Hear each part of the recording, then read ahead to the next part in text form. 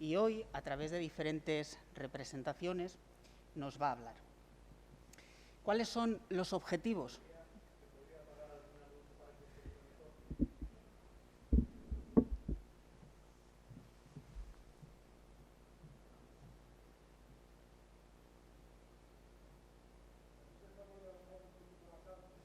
Sí, claro. Ahora me escuchan mejor, ¿verdad?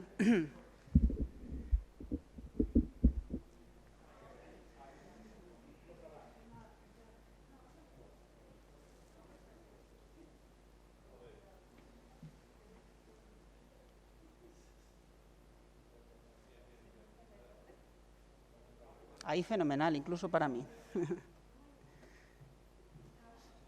Fenomenal.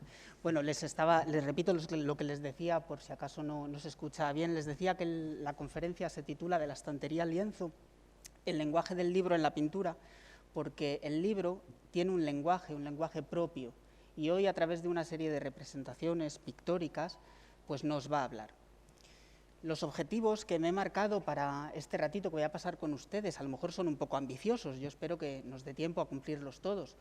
Yo los planteo en forma de preguntas. Como vamos a hablar de las representaciones del libro en la pintura y el libro es un objeto, tenemos que empezar introduciendo cuál es la ciencia que se encarga, dentro de la historiografía, de analizar los objetos en el arte, ¿verdad? Y es la iconografía y la iconología. Veremos las diferencias entre una y otra, hablaremos sobre qué estudian concretamente y de dónde parten estas disciplinas. A continuación hablaremos de la metodología que se suele utilizar para estudiar este tipo de representaciones, que es el método Panofsky. Después veremos qué es. Claro, como vamos a estudiar los libros en el arte, tenemos que saber qué tipo de funciones cumplen los libros dentro de las pinturas. Los libros, cualquier objeto dentro de la pintura. Y tendremos que saber qué tipo de categorías existen dentro de los objetos en el arte. Hablaremos también de la importancia que tienen las representaciones del libro para los estudios modernos, cómo se están utilizando esos estudios sobre la pintura, el libro en la pintura, para contribuir a otras ramas de la historia del arte. Por último, tendremos que hablar de cuáles son las iconografías más repetitivas o las iconografías más presentes en la pintura. Y por último, yo creo que es la parte más interesante y creo que es la parte que más van a disfrutar, tendremos que hablar de los discursos iconológicos, es decir, de cómo esas lecturas se pueden interpretar, de qué mensajes nos van a transmitir. Bien, esta primera parte, que es un poco más teórica, la voy a hacer un poco más ligera, para que tengamos tiempo de extendernos en las lecturas iconológicas. Tendríamos que empezar descifrando qué es la iconografía. Miren, el término iconografía es un término que procede de dos vocablos griegos, ikon, que significa imagen, y graphein, que significa escribir. Por lo tanto, iconografía, escribir la imagen, llevar la imagen a las palabras, ¿sí? Describir la imagen. La iconografía se encarga de estudiar la identificación y la descripción de lo que contienen las imágenes artísticas. En este caso vamos a hablar de pintura, pero es también extensible a la escultura, a la arquitectura. Se encarga de estudiar sus temáticas, los temas representados, todo tipo de elementos que aparecen en las obras artísticas, los símbolos, los atributos, después veremos qué son símbolos y atributos, y por supuesto de sus personajes. Esta disciplina, la iconografía, que como les digo se encarga de describir y de analizar el contenido de las imágenes, va de la mano de una segunda disciplina que es la iconología. Una no se entiende sin la otra, son parejas, van de la mano. Fijaos, iconología tiene la misma raíz, icon, imagen, y deriva de logos, tratado, el tratado de la imagen, la interpretación de la imagen. Si habíamos dicho que la iconografía va a identificar y analizar el contenido de la imagen, la iconología se va a encargar de interpretar su significado. Ambas, la iconografía y la iconología, se pueden considerar ramas o ciencias auxiliares de la historia del arte. Y como casi todas las ciencias auxiliares, son ciencias transversales o interdisciplinares. Esto quiere decir que para realizar una buena lectura iconográfica y para realizar una buena interpretación iconológica, vamos a necesitar conocimiento de otras ciencias, vamos a necesitar conocer el contexto histórico, el contexto cultural, el contexto artístico, económico, social, que va a rodear la creación de cualquier obra de arte. Bien, estos estudios comienzan a aparecer en el siglo XVI. Son estudios que tienen una cierta trayectoria ya. Se pueden considerar padres de la iconografía a personajes como Johannes Molanus, a Antonio Bosio, sobre todo a Cesare Ripa. Yo creo que cualquier persona que ha estudiado historia del arte le sonará el personaje Cesare Ripa. Cesare Ripa es muy relevante para el estudio de la iconografía porque fue uno de los primeros en publicar un tratado, lo tienen ahí a la derecha, la Iconologia Ovvero Descrizione, que contiene los significados de los temas artísticos que en aquel momento se trataban y se conocían. Tan relevante es la obra de Ripa que prácticamente toda la literatura relativa a la iconografía y a la iconología que surge en el siglo XVII, XVIII, XIX, bebe directamente de los contenidos expresados por Ripa en ese primer diccionario. Claro, llegamos al siglo XIX, XX, con unas acepciones siempre basadas en la obra de Ripa. Fíjense ustedes que si consultamos esa obra de Ripa y buscamos la iconografía del libro, Ripa nos va a decir que ese libro significa solamente el conocimiento. Es una acepción muy acertada, pero es una acepción, digamos, un tanto limitada. En el siglo XIX-XX aparece la figura de Aby Warburg. Aby Warburg, que va a ser considerado el padre de la corriente moderna de la iconografía. Y destaca como figura porque tuvo un sinfín de discípulos que han sido historiadores reputados y reconocidos, como pueden ser Hildebrand, Saxel, Wein, Klibanski, etc. Entre sus discípulos, por no extenderme mucho más, se encuentra Erwin Panofsky. Panofsky, junto con Warburg, va a ser considerado realmente el padre de la iconografía moderna. Y va a ser considerado el padre de la iconografía moderna porque Panofsky detecta que cuando trabaja la iconografía no se trabaja con un método, se describe, se analiza de manera arbitraria hasta ese momento. Y trabajar de manera arbitraria en torno a la descripción y al análisis de las representaciones artísticas generalmente resulta en interpretaciones sesgadas. Para evitar todo esto, Panofsky, en 1939, publicando un artículo que fue en aquella época muy controvertido, propone un método de trabajo, una metodología, el método iconográfico de Panofsky. Este método, que pone el peso no solamente en la descripción y en el análisis de los temas artísticos, también en la interpretación, va a estar basado en 3 fases. La primera fase, que es la que Panofsky denomina pre-iconográfica, yo os pongo ahí que es el tiempo de la descripción.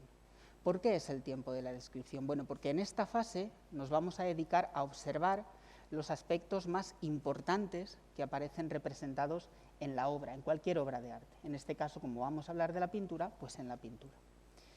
Vamos a prestar atención a todos esos elementos que, digamos, podemos percibir con nuestros sentidos, en el caso de la pintura, a través del sentido de la vista, ¿verdad? Se trata de describir los objetos en su forma más pura, cómo son, de qué color, de qué tamaño, dónde están colocados. En este momento es el momento de preguntarnos qué es exactamente lo que estoy viendo y cómo es. Es decir, cuando nosotros vayamos a enfrentarnos a cualquier obra, ya sea una pintura, una escultura, lo primero que debemos hacernos es preguntarnos qué es lo que estoy viendo y cómo es. A continuación, Panofsky establece una segunda fase iconográfica, que es el tiempo del análisis.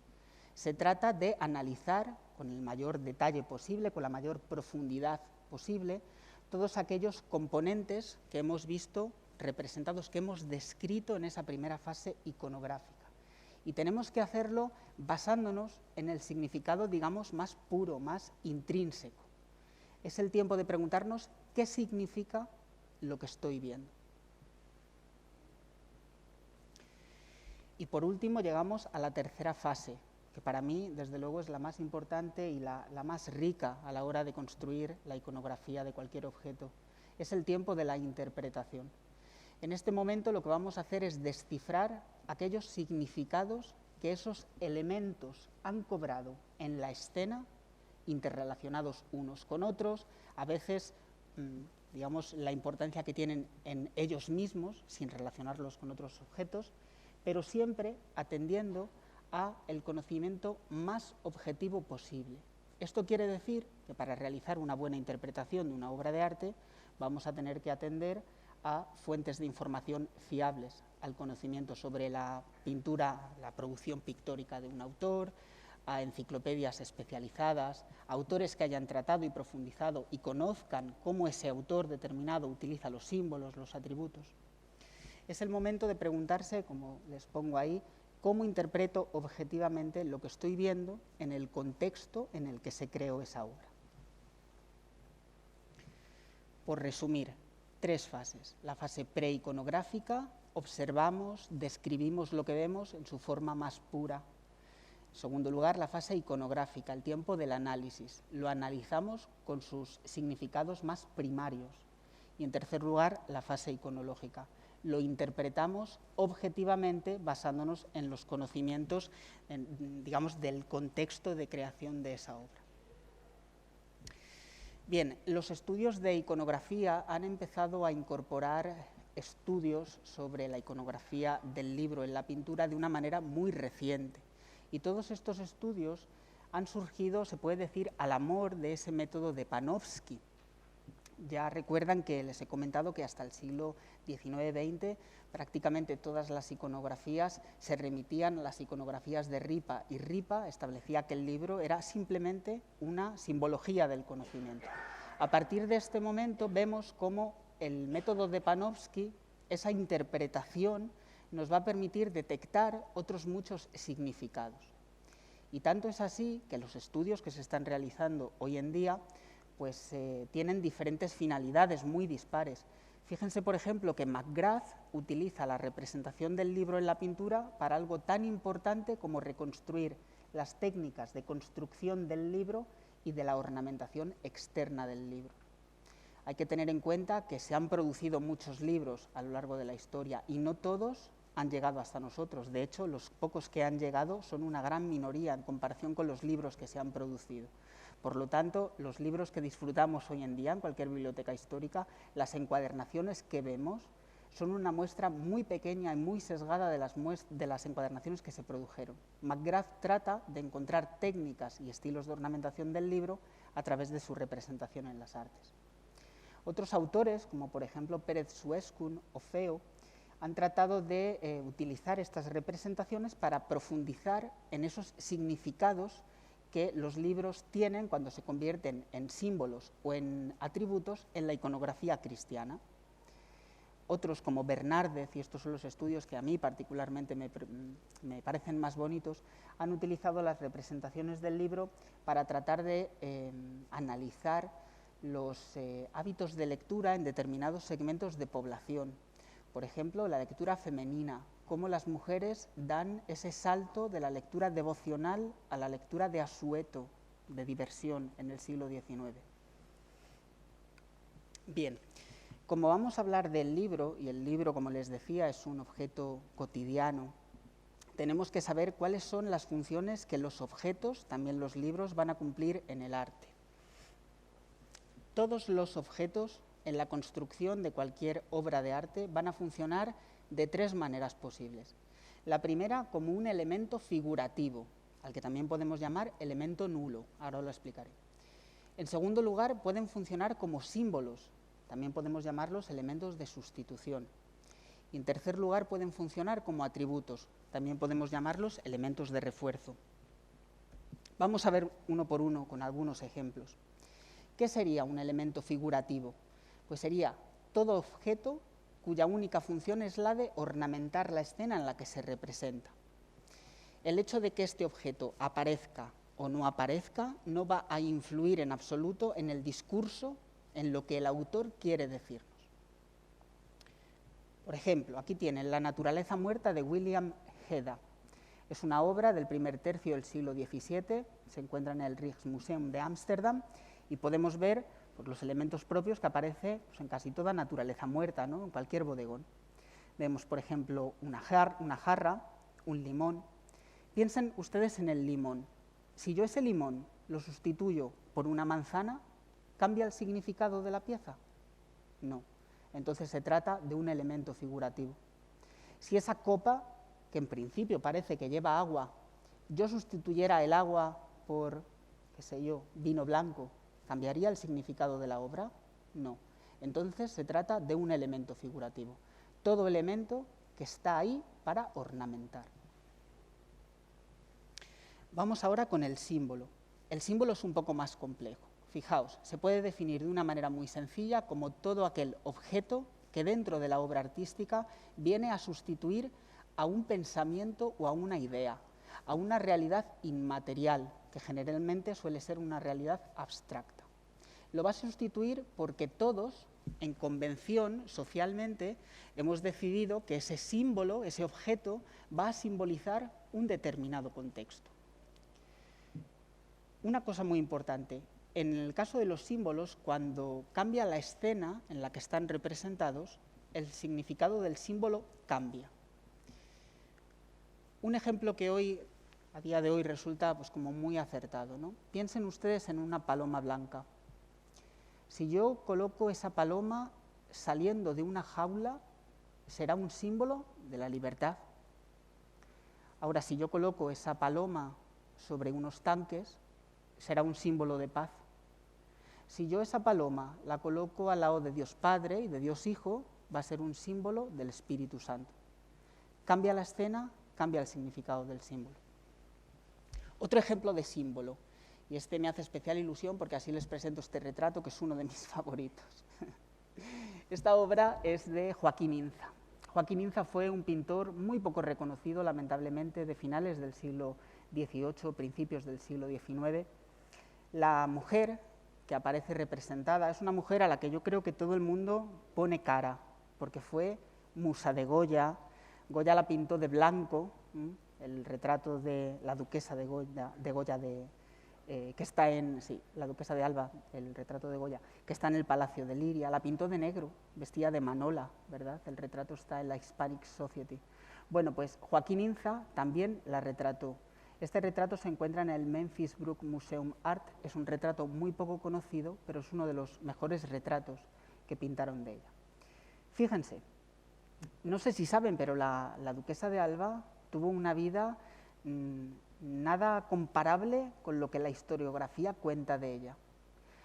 Ya en su vida se le acusó de ser una mujer, discúlpenme la palabra, pero casquivana, con todo lo feo de la palabra, ¿no? Se le acusó de ser amante de Godoy, amante de Goya. Sin embargo, si uno acude a su epistolario personal, pues es muy fácil comprobar que fue una mujer muy enamorada de su marido, que por cierto era su primo, el marqués de Villafranca, duque de Medina Sidonia. ¿Qué hace la duquesa de Alba cuando encomienda esta obra, cuando encarga esta obra? Hacerse retratar con una simbología que refuerza su realidad. Fíjense ustedes, en su mano derecha una alianza, símbolo del matrimonio, de la importancia que para ella tiene el matrimonio con José de Villafranca, con su primo. En su mano izquierda una llave, símbolo del poderío de su casa, de la casa de Alba. Además de ser duquesa de Alba, fue duquesa de muchas otras casas, ¿no? Y a sus espaldas un perro de lanas blanco, símbolo de la fidelidad, ¿sí? La duquesa de Alba pide ser retratada con esta iconografía a Joaquín Inza para reforzar su realidad. Ella no quiere pasar a la historia pues, convertida en lo que en aquel momento decían de ella, ¿sí? El símbolo ha utilizado una serie de objetos para manifestar una serie de ideas. Vamos ahora con el atributo. El atributo podríamos definirlo como todo aquel objeto que va a acompañar a una representación de un personaje o una idea personificada. La presencia de este atributo dentro de la obra, que generalmente va a leerse junto con otros atributos, nos va a permitir algo tan necesario como reconocer la identidad de un personaje.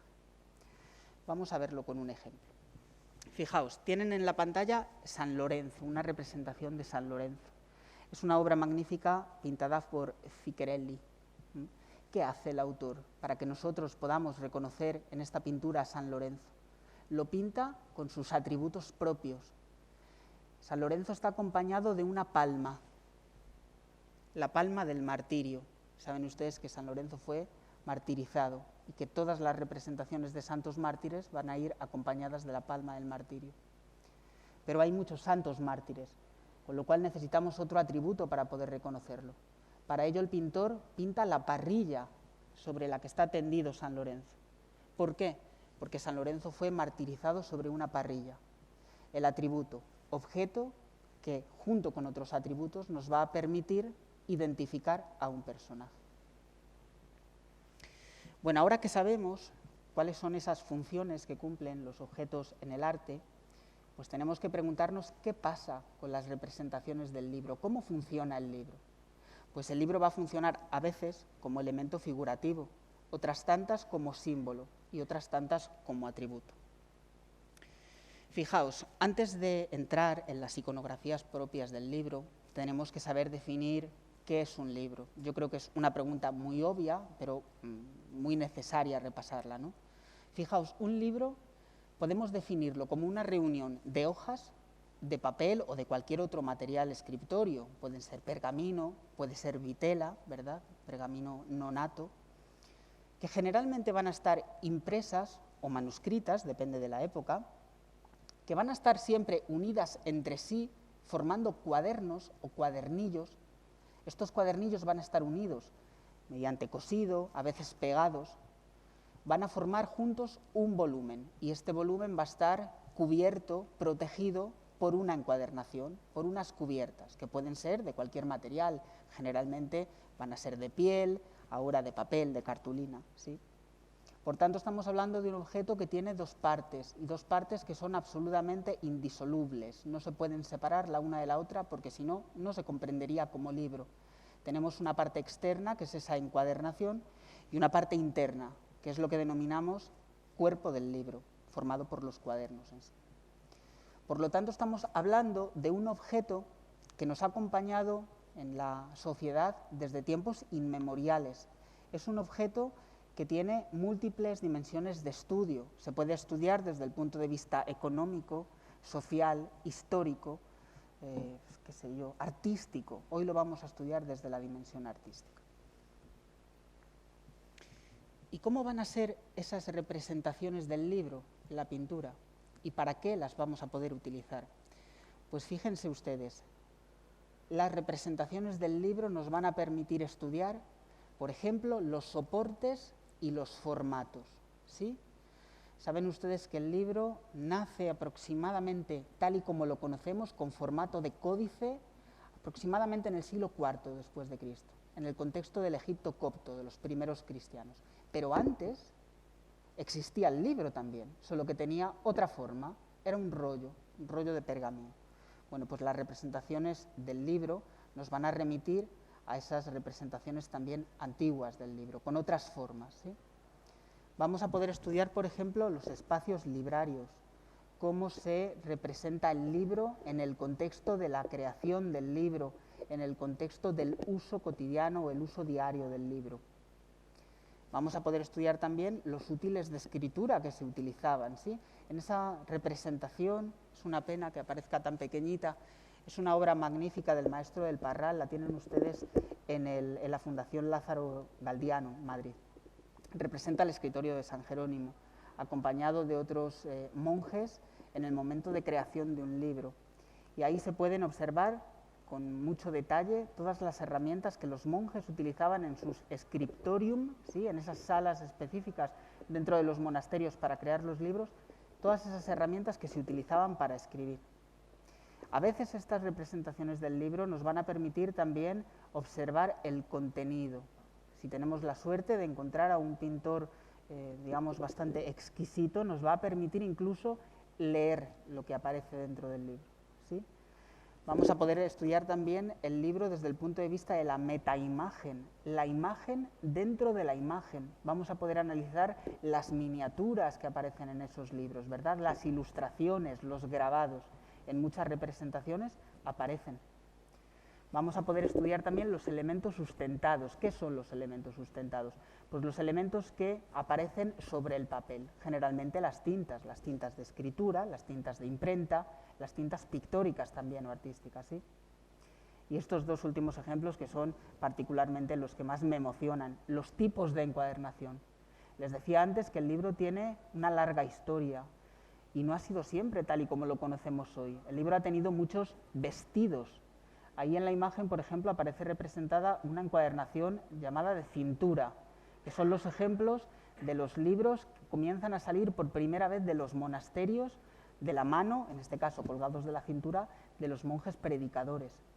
De la misma forma que aparece ese tipo de encuadernación, encontramos también ejemplos en la pintura de otros tipos, de la encuadernación medieval, de la encuadernación cosida sobre nervio, de la encuadernación ya más reciente del siglo XIX, a la Bradel o de tapa suelta, ¿sí? Y por supuesto los estilos decorativos. Los estilos decorativos nos permiten observar cómo se han manifestado todas las corrientes artísticas en ese vestido del libro, ¿sí? ¿Y en qué escenas vamos a encontrar estas representaciones? Pues generalmente en escenas devocionales, en escenas relacionadas con el arte cristiano. Lo vamos a ver, por ejemplo, en el Pantocrátor, simbolizando la palabra de Cristo, ¿verdad? En las anunciaciones, acompañando a la Virgen, representando pues ese devenir que comienza con la anunciación, ¿no? Lo vamos a ver acompañando a los santos padres, a los santos padres de la Iglesia, ¿no? Representando los evangelios, y con los santos fundadores, a veces representando los evangelios, otras tantas veces representando las reglas de las órdenes que fundaron. Por lo general, prácticamente todos los santos van acompañados de un libro, porque todos los santos van acompañados de los evangelios, ¿sí? Lo vamos a ver también en arte, digamos, de profano, generalmente en retratos que pueden ser pues, de reyes, simbolizando generalmente el poder, la jurisdicción, ¿sí? El poder real. También lo vamos a ver en retratos, por ejemplo, de la nobleza, de la burguesía, como una manera de representar el prestigio social, ¿sí? La cultura, la instrucción.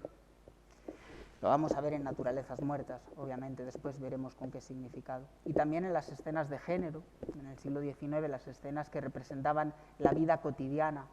Y son muy interesantes estas representaciones porque nos permiten ver cómo comienza a desaparecer esa lectura, lo comentaba antes, ¿no? Devocional, para verse sustituida por la lectura de asueto, por la lectura de devoción, de entretenimiento. Bien, eso con respecto a la fase, digamos, más preiconográfica e iconográfica, ¿no? Cómo actúa en su forma, en qué tipo de escenas. Si nos tenemos que remitir a la fase iconológica, es decir, a los discursos iconológicos, podríamos hablar de que el libro se puede interpretar de muchas maneras. Hoy vamos a ver algunas iconologías que me han parecido más relevantes. Y vamos a empezar, por ejemplo, como el libro como agente de incardinación del discurso. Mirad, tienen ustedes en la pantalla a la Magdalena leyendo, una obra magnífica de mediados del siglo XV, Roger van der Weyden, un primitivo flamenco. Si nosotros no supiéramos que este retrato, o esta pintura, representa a María Magdalena, porque se titula María Magdalena leyendo, aún tendríamos elementos en la pintura que nos permitirían reconocer a la figura como María Magdalena, ¿sí? Ahora veremos dónde. Si nos tenemos que centrar en primer lugar en esa fase preiconográfica sobre la descripción pura del objeto en su forma más pura, y tuviéramos que hacer una descripción física del libro, pues fíjense, tiene entre las manos una encuadernación que los historiadores del libro denominaríamos de rica tela, ¿verdad? Una encuadernación cubierta por una tela de seda blanca, color blanco, el color de la pureza, de la divinidad. Una encuadernación con los cortes, los filos de las hojas, los cortes del libro dorados, ¿sí? Probablemente es una encuadernación que contiene un cuerpo de pergamino, libros de pergamino, ¿sí? ¿Qué más podríamos decir desde el punto de vista preiconográfico? Tiene cierres, sin embargo está abierto, la santa lee. ¿Habría algún elemento en la pintura que nos permita relacionar el libro con el resto de elementos que aparecen. Fíjense, en la parte de abajo de la obra, creo que lo voy a poner ahí, encontramos un bote de ungüentos. Saben ustedes que María Magdalena, bueno, pues ha pasado a la historia por ser una figura, digamos, acusada de pecaminosa, ¿sí? No vamos a entrar en si lo era, si no lo era. Una figura que se le representa generalmente con un bote de ungüentos porque se encargó de ungirle los pies a Cristo, ¿verdad? Como acto de redención de sus pecados. El bote de ungüentos, atributo de María Magdalena. ¿Hay algún otro elemento en la obra que nos permita relacionar el libro con el bote? La toca de la santa. Fíjense que la toca de la santa es también de color blanco y cubre su cabeza. En estos momentos, la cabeza se puede entender como el centro del yo. Si quieren llamarlo conciencia, si quieren llamarlo alma, ¿verdad? ¿Cuál sería la lectura iconológica que proponen los historiadores del arte? Miren, partiendo de la redención del pecado, pasando por la palabra de Cristo, únicamente se alcanza el estado de conciencia que eleva a la santidad, ¿sí?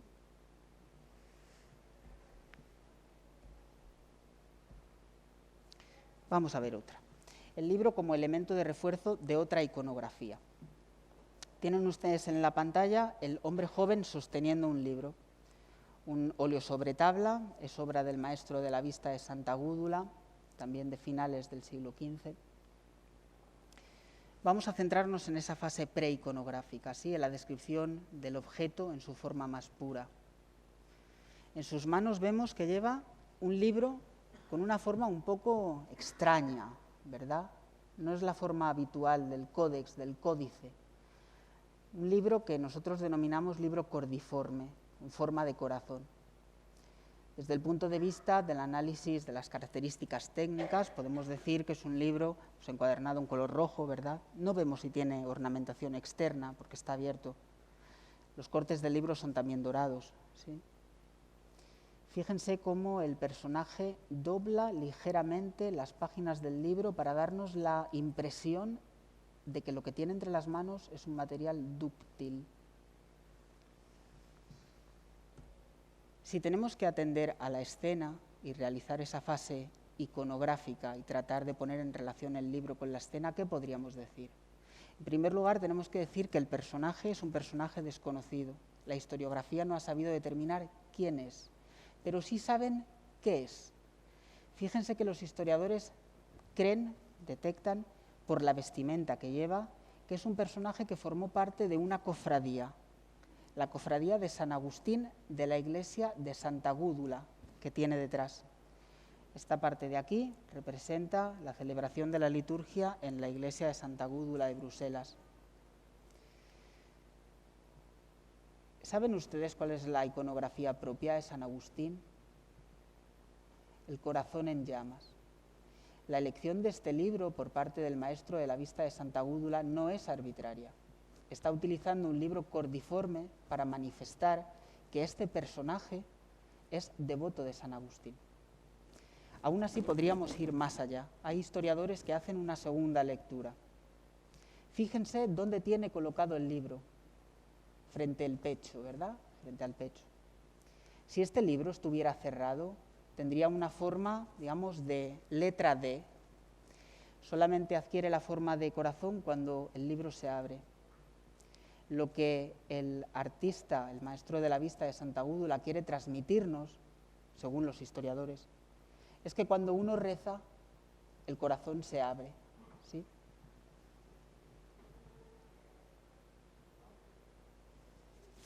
Vamos a ver otra iconografía. Fíjense, el libro como manifestación de la locura. La extracción de la piedra de la locura de Hieronymus Bosch, del Bosco. Una obra magnífica de principios del siglo XVI, se encuentra en el Museo del Prado. Es una obra un tanto extraña, teniendo en cuenta que se trata del Bosco, porque es una obra de temática profana. Saben ustedes que el Bosco trabaja generalmente, bueno, pues temáticas, digamos, relativas a lo cristiano, ¿sí? A lo devocional también. Piensen ustedes, por ejemplo, en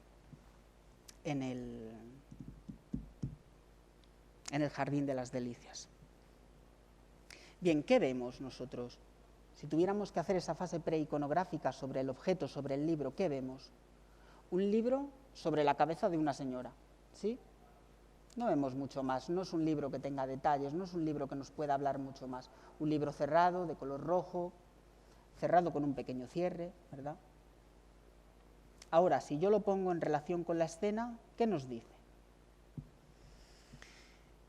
El personaje principal de la obra es un campesino cuyo nombre sabemos porque el Bosco se ha encargado de decírnoslo. Aquí abajo en la leyenda dice "My name is Luberdas". Luberdas es un nombre tomado de la cultura popular holandesa que significa soy el tonto, soy el engañado. Si partimos de eso, estamos entendiendo que todo lo que rodea a la obra es una iconografía en la que se va a manifestar de alguna forma el engaño, ¿sí? Vemos un campesino al que le están extrayendo la piedra de la locura. ¿Realmente le está extrayendo a alguien la piedra de la locura? No, le están extrayendo un tulipán. Sabemos que es un tulipán porque sobre la mesa ya ha salido otro, ¿sí?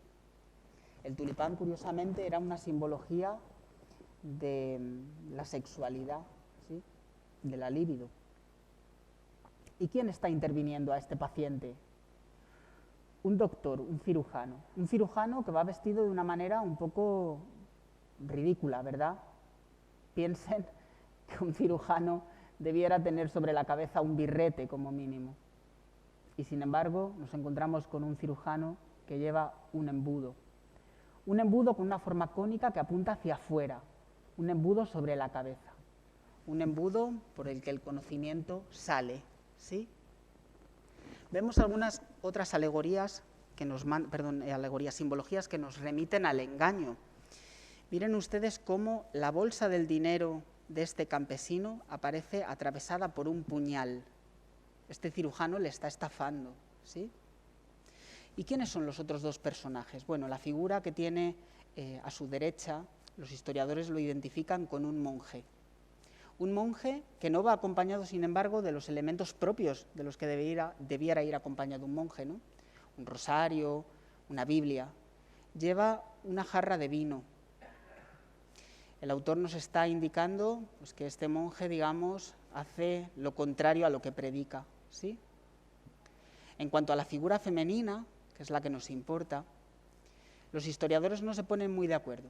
Unos dicen que puede ser una monja, para otros es una hechicera, para otros es la mujer del propio campesino.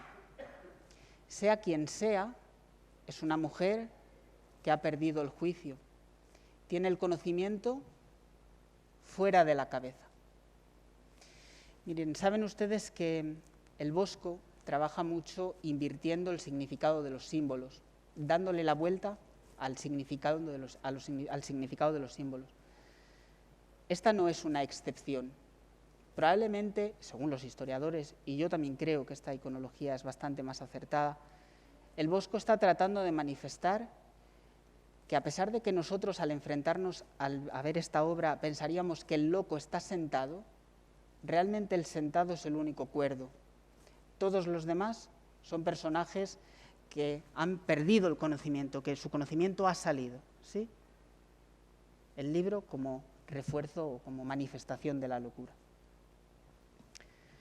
Hemos hablado de esas tres iconografías un poco más en profundidad, pero podríamos haber hablado de muchas otras. Fíjense, el libro como contenedor de lo impuro, San Agustín derrotando a la herejía. Es una obra de Lusitano, se encuentra en el Museo Nacional de Arte Antigua de Lisboa, y Lusitano elige representar esta derrota de la herejía como San Agustín pisándole la cabeza a la herejía. Bajo la cabeza de la herejía encontramos un libro, y de ese libro manan serpientes. El libro expulsa la ponzoña, lo que es contrario al dogma, el libro como contenedor de lo impuro. Podríamos haber hablado también del libro como un objeto ritual, Piensen en esta representación, Santo Domingo y los albigenses, de Pedro Berruguete. Berruguete está representando la prueba de fuego, ¿sí? Arrojan al fuego aquellos libros que se consideran impuros y aquel cuyo contenido no lo es, curiosamente se salva y no se quema. Ven ustedes que en la hoguera arden los libros de los albigenses y vuela el libro Santo Domingo, el conocimiento de Santo Domingo. El libro como objeto ritual. Podríamos haber hablado también del libro como la asunción de un mensaje, concretamente la deglución del libro como asunción de un mensaje. Esto no es una pintura, es un grabado xilográfico, grabado de madera en relieve. Su autor es Alberto Durero, representa a San Juan comiendo el libro. Fíjense cómo el ángel le entrega a San Juan una profecía, un conocimiento, y San Juan lo come, lo incorpora a su creencia, lo incorpora a su vida, ¿sí? Es la asunción del mensaje, la asunción de ese conocimiento. Podríamos haber hablado también del libro como un elemento constructor de comunidad, como un vínculo de comunidad. En esta obra, por ejemplo, Santa Paula, instruyendo a sus monjas, una obra de Reynoso, se encuentra en el monasterio de Santa María de Belén, en los Jerónimos de Lisboa. Y vemos cómo Santa Paula ordena lo que tiene a su alrededor, instruye a sus monjas en círculo, y el libro es un elemento clave en la pintura. Todas las monjas se relacionan entre ellas a través de los libros. Vean ustedes este pasaje, esta escena tan bonita de compartir la lectura, ¿no? Podríamos haber hablado también del libro como conductor a otra realidad. Vean esta obra, After the Walk, tras el paseo. Es una obra de Gustave Léonard de Jong. Se encuentra en el Hermitage, Museum de Rusia. La señora ha llegado de su paseo, ha leído, y esa lectura, ese libro, le ha conducido a otra realidad, a otro mundo, a lo onírico, a los sueños. El libro como conductor a otra realidad. Podríamos hablar del libro como herramienta de trabajo, ¿sí? El cambista y su mujer, de Reimersweil, se encuentra en el Museo Nacional del Prado. Esta obra es particularmente curiosa. Vean ustedes cómo el hombre se encarga de controlar el dinero y la mujer de anotarlo, de controlar la contabilidad, ¿no? El libro como herramienta de trabajo. Podríamos hablar del libro como distinción social, como elemento de distinción social. Este retrato es el retrato de la marquesa de Pompadour, Jeanne-Antoinette Poisson, una de las amantes de Luis XV de Francia. Jeanne-Antoinette Poisson fue una mujer con una infancia miserable, una mujer muy pobre, hasta que conoció al rey. La manera que tiene de representar su distinción social es hacer ostentación, y ostentación también a través del libro. Vean ustedes cómo en esa especie de carpeta, de bade de escritorio, manifiesta incluso sus propias armas, su escudo de armas. ¿Qué es el escudo de armas? Una manifestación de la distinción social, ¿sí? La distinción social, el libro como distinción social. Y podríamos haber hablado del libro como elemento de represión, la consagración de los templos paganos y la primera misa en México de Tenochtitlán. Un obra sobre lienzo, mitad del siglo XVIII, se encuentra en el Instituto Nacional de Antropología e Historia de México. Vean ustedes cómo el libro, en esta obra, representa la represión de un pueblo, la imposición de una cultura, de la cultura cristiana sobre la comunidad indígena, sustituir una cultura por otra, el libro como represión. Podríamos haber hablado también del libro como medición del tiempo, ¿sí? Esta representación va a ser muy común en los bodegones, en las naturalezas muertas. Fíjense, se ha apagado la vela, se ha consumido la carne, ha acabado el reloj de arena y el libro pues toca a su fin, ¿verdad? Se está acabando la lectura. Podríamos haber hablado también del libro como testigo de un juramento. En este caso la obra es el matrimonio de Martín de Loyola con Beatriz Ñusta y de don Juan de Borja con su hermana Lorenza Ñusta. Está en el Museo Pedro de Osma, en Lima, en Perú.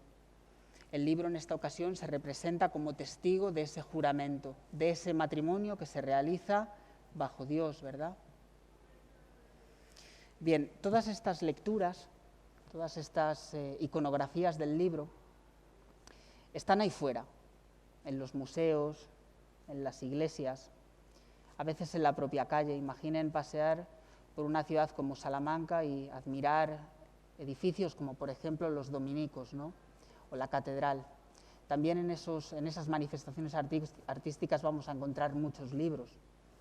Yo les animo a que salgan ahí fuera, que miren, que observen, que desarrollen esa mirada preiconográfica de la que nos hablaba Panofsky, que traten de poner todos esos elementos en contexto, en relación con su entorno, dónde aparecen representados, con qué se relacionan. Y por último, que interpreten, que si les gusta, indaguen, que despierten esa curiosidad y traten de satisfacerla. Fíjense que aquí voy a poner un punto de discordancia.